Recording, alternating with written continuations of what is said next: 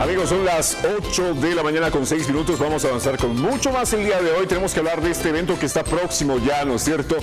El Día de los Muertos. No solamente en el país, sino también en otros espacios geográficos se desarrolla este día donde se habla de que las almas se abre el portal, llegan a la tierra y hacen contacto con los seres queridos, pero no solamente vienen aquellas almas que son amigas, familiares de repente.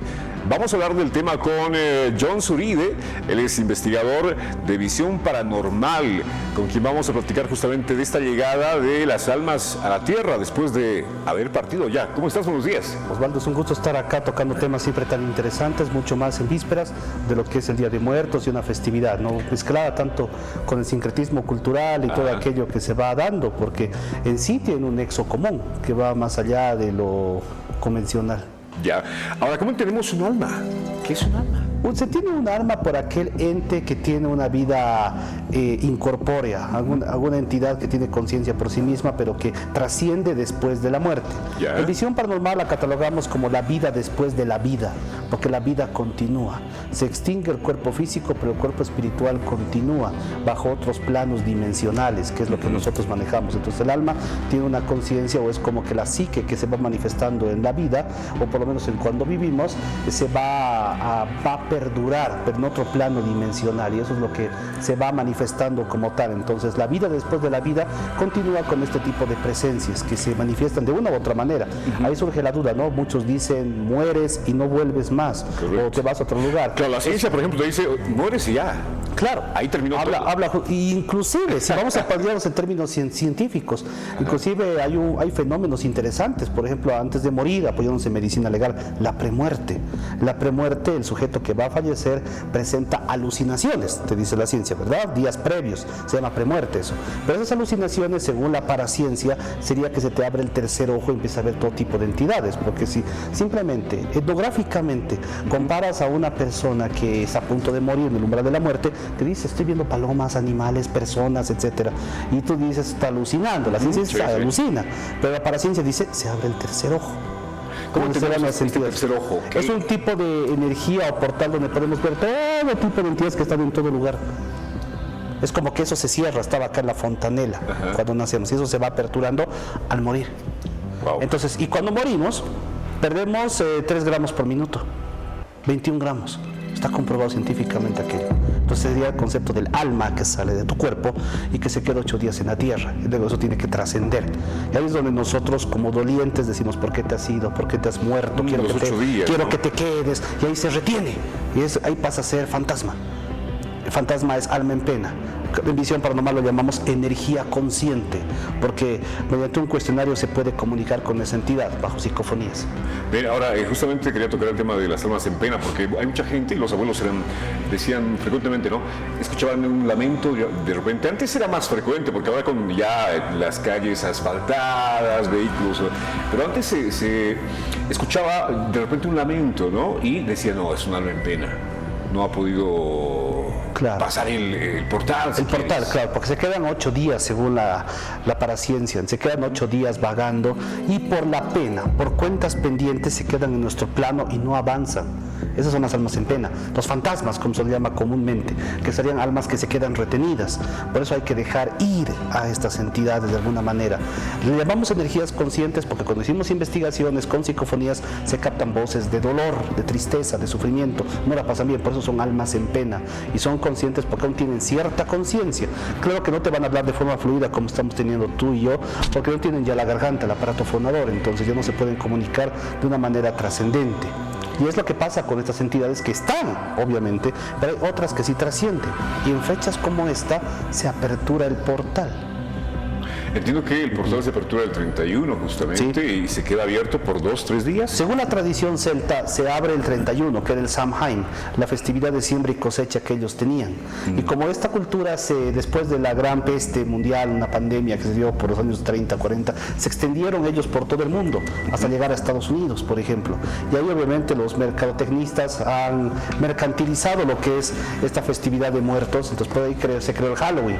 Porque, por ejemplo, los celtas tenían la la costumbre de colocarse de estas fechas pieles para cubrirse de las malas entidades. Ahí surge la cultura del disfraz, que obviamente después se lo ha marketizado, las películas, el cine y toda la parafernalia que conocemos. Claro. ¿Qué pasó después? Obviamente un papa, el Papa Gregorio IV, crea una encíclica, y estamos en la época de la Contrarreforma, donde la Iglesia Católica tenía que surgir como pueda de la reforma de Lutero, que obviamente surgía de las religiones protestantes, libre interpretación de la Biblia, etcétera. Entonces, ¿qué se hizo? ¿Qué se propuso? Mezclar usos y costumbres de las colonias o los lugares colonizados con la Iglesia Católica.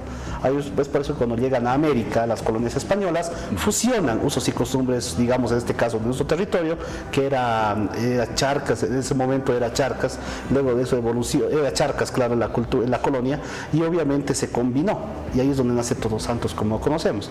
El Papa Gregorio IV con su encíclica cambia el nombre Festividad de Muertos al de Todos los Santos. Claro, y ahí surge toda América Latina ha sido catolizada, a excepción de Brasil. Bueno, de alguna manera también, ¿no? Pero también. sí. Justamente eso te decía, porque de repente uno diría, Todos Santos es muy arraigado de la cultura de este lado del mundo, ¿no? De Bolivia, qué sé yo. Pero México también celebra el día, otro nombre, el Día de los Muertos. Es casi lo mismo. Y eso que igual la foto y la comida. Aquí, digamos, la comida, la foto y las masitas. Que es lo que varía. Después es casi lo mismo. Por la influencia extranjera. Por eso es que Todos Santos tampoco es de Bolivia. Es foráneo igual que Navidad. Solamente que ha habido un sincretismo cultural. Claro, es lo que ocurre. Se ha adecuado a Es lo que ocurre. Claro, exactamente. Y como vivimos en una aldea global desde hace mucho tiempo, eso se fusionó. Pero ya yendo más allá de un debate de si es boliviano o no es boliviano y demás, se abre un portal. Entonces ese portal de conexión y las entidades se empiezan a manifestar desde el 31 y se quedarían hasta el 2 o 3 de noviembre, donde se abre ese portal del cielo, del inframundo, donde sale toda clase de entidades que pueden perturbar o algunas ser de buena fe. Ahí me quiero detener porque, claro, uno cuando hace la mesa en el día de los, Todos Santos acá, Claro. Ponen las escaleritas, las masitas que tú hacías mención, la comida favorita del difunto, que es familiar, amigo o pariente, alguien que conoces.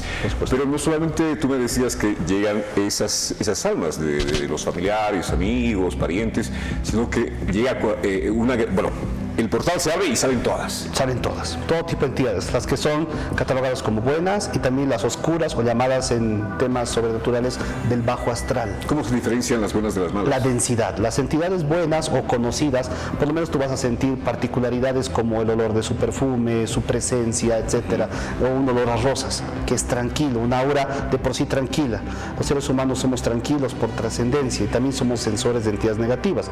Cuando una entidad es oscura, ¿qué sientes lo primero? Un frío profundo, no un frío como el del clima común, peor que ahora estamos ya entrando en primavera, que se siente calor, pero obviamente es un frío que te cala hasta lo más profundo de los huesos, un dolor de cabeza especial porque te absorben energía para materializarse, para algún tipo de manifestación, y el sangrado de nariz si la entidad es negativa. Entonces, esas son particularidades de que estamos ante un ente de bajo astral y obviamente se requiere algún tipo de investigación en el lugar. Esto es interesante porque ya te decía, yo siempre que he sabido, de niños íbamos de casa en casa, ¿no? Para rezar, y se decía siempre, la familia, los abuelos, los tíos están con nosotros, ¿no?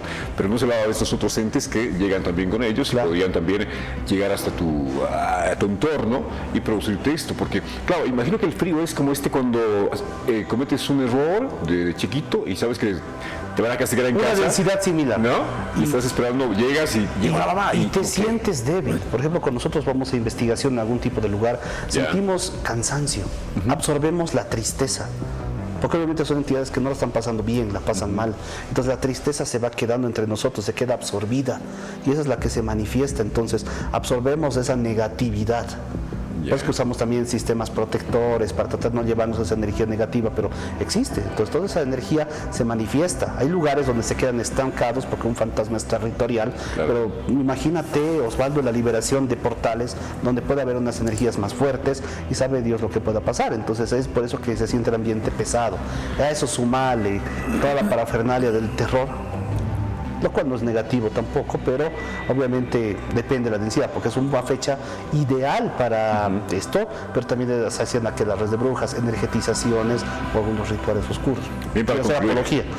para concluir, ¿cómo nos protegemos de esos entes malos, por En decirlo? primer lugar, hay que guardar la calma como tal. Siempre es aconsejable, especialmente si hay parálisis del sueño en la casa, que es donde más se van a manifestar, una tijera abierta y un cuchillo en forma de cruz bajo el colchón, tapar los espejos, que es por donde salen, son portales de conectividad, y manejen palo santo en la cartera o en el bolso, en la mochila, porque alejas la mala vibra y las malas energías. Comprarse también, si son católicos, un San Benito. Es muy bueno aquello para todo tipo de protección negativa, hasta para rituales de brujería. Bueno, hay que ponerse. Mucha gente dice, ¿para qué me voy a poner? No, es necesario. Es necesario. Claro, porque cuando investigamos vamos con esos elementos. Porque decíamos contigo a propósito que la ciencia no puede explicar muchos eventos de estos, ¿no? Que se hacen estudios en las personas, los efectos que causan en las personas, por ejemplo. Y se le hace estudios y están perfectamente bien, pero sufren de algún tipo de afectación proveniente de, qué sé yo, del más allá. Nosotros como investigadores paranormales lo que buscamos es primeramente ver el lado científico, porque no podemos ir de entrada, si es fantasma, si es duende, si es un alien, no. Por responsabilidad tenemos que ver primero qué pasa, descartar toda la base médica, científica, etcétera, y si no hay una respuesta, una solución, recién se acude a la paraciencia, que da la casualidad que igual se utiliza un método científico, aunque no creas, un Hernández Sampieri es necesario hasta para investigar inductivamente, etnográficamente, o sea, la ciencia está involucrada, solamente que no se le ha dado el porcentaje que se quiere, y queremos demostrar que lo místico, esotérico y paranormal en Bolivia existe, y existe con diferentes fuentes. Otro día te lo voy a contar con más detalle. John Zuribe, gracias por compartir esta información con nosotros. No, para mí es el gusto como siempre, y un fuerte abrazo para todos.